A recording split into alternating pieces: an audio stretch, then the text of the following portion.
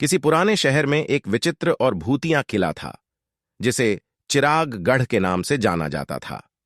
इस किले के बारे में कई किस्से और कहानियां प्रसिद्ध थीं, लेकिन कोई भी नहीं जानता था कि यह किला असलियत में कैसा है। वहां रहने वाले लोग इसके पास भी जाने से डरते थे, क्योंकि यह किला सुनसान और डरावना दिखता था। एक बार की बात है, गांव के एक युवक का नाम रवि था। वह खुद को डर से काबू में करने वाला और साहसी लड़का था। वह हमेशा से ही चिरागगढ़ का रहस्य खुद से सुलझाना चाहता है। उसके दोस्त और परिवार ने उसे रोकने की कई बार कोशिश की, लेकिन रवि का साहस अद्भुत था। वह जानता था कि इस किले का रहस्य कितना भी भयंकर क्यों ना हो, वह बिना डरे ही इसका पता लगा सकता है। एक दिन रवि ने अपने दोस्तों से कहा, मैं जानना चाहता हूं कि चिरागगढ़ में क्या है जो लोग इससे इतना डरते हैं। मैं उस रहस्य को सुलझा के ही रहूंगा। उसके दोस्तों ने उसे रोकने की बहुत कोशिशें करते रहे, लेकिन रवि का आत्मविश्वास बहुत ही ज्यादा था।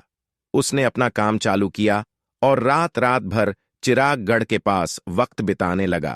एक दिन रवि ने अपने साथी दोस्तों को साथ लिया और वे सभी मिलकर किले की ओर बढ़े।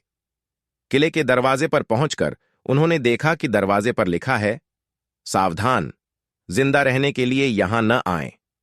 रवि ने अपने दोस्तों से कहा, यह किला खतरनाक और भूतिया किला हो सकता है, लेकिन हमें यहां जाना होगा कि आखिर अंदर क्या है, ताकि हम इसके रहस्य को समझ सकें।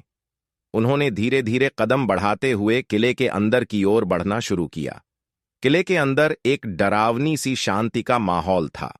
उन्होंने धीरे से आगे बढ़ते हुए एक बड़े कमरे में पहुंचा, जहां एक विशालकाय चिराग जल रहा था। तभी उन्होंने एक कमरे की ओर देखा, जहां एक बहुत बड़ा पुराना पुस्तकालय था।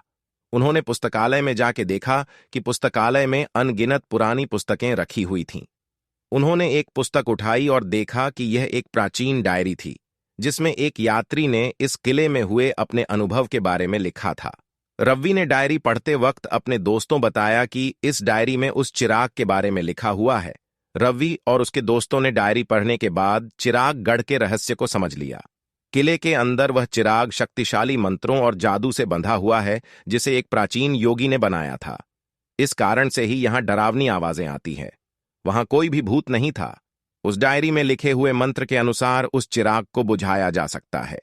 रवि और उसके दोस्तों ने उस मंत्र की सहायता से उस चिराग को बुझा दिया। तब से उस किले के पास से डरावनी आवाजें आनी बंद हो गईं।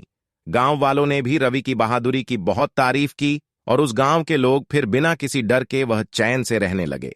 दोस्तों, इस कहानी से हमें यह सीख मिलती है कि डर का सामना करने से ही हम उस डर पे विजय पा सकते हैं।